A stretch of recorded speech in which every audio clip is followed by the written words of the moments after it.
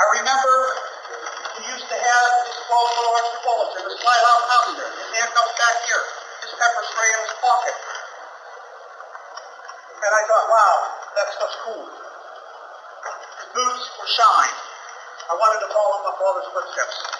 I did pretty well with that except for the boots. I never got shined boots down the house. Many times Mac or Jeff would say, shine them. All right. I wanted to help people and I wanted to get the bad guys. I always used to make fun of people who I called whackers, but there was no bigger whacker than me. I used to play in my dad's police cruiser when he brought it home. I would play with the red light, the sirens, and once I even played with this pepper spray and sprayed myself. Christmas Eve, Dad coming home with a black and blue eye. Found out Dad was in a fight. I'm thinking, more cool stuff. I get to fight. 20 years later, I was my father. And I say that with the utmost pride.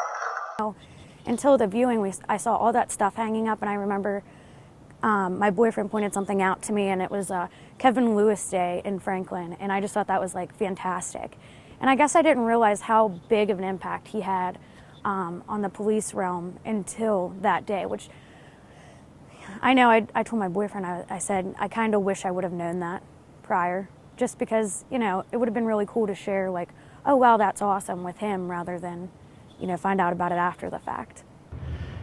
On the job, he was very fun to work with, very personable, but he took his job very serious also. And a lot of people respected that he was a very normal type of person. He was a police officer you could go up to, anybody could talk to him, he could relate to everyone, but yet when it came time to do the job as a police officer, he was very good at it. And people respected him. The people he arrested respected him and would often comment years later that they always knew where they stood with him, and they thought that was always fair. They always knew that they'd be treated well with him. Kevin was truly one of my best friends from the time we both got hired. Spent a lot of time together, both professionally and personally. We would hunt together, we would go on the river together, boating together. I mean, we really spent a lot of our lives together, and we both had kids, and they spent a lot of their lives together. My first reaction was just stunned.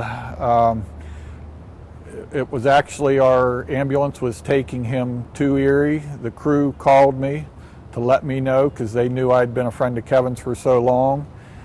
And even though we'd been good friends for a long time, we hadn't been that close for the past couple years. And I could sense the emotion in the crew when they called me, and even through the phone, I hurt for the crew because everybody knew Kevin at work. And I was just stunned and shocked. And as it went on, how quickly things progressed. I did get the opportunity while he was in the hospital to go see him one last time and just share 5 or 10 minutes with him.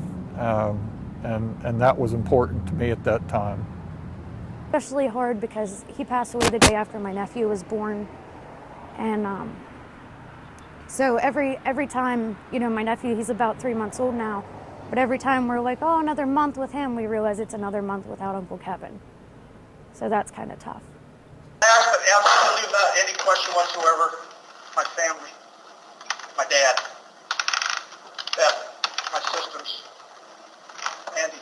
I know at times I'm evasive, I don't communicate, I don't come around for weeks and months at a time, but I also know you guys are there.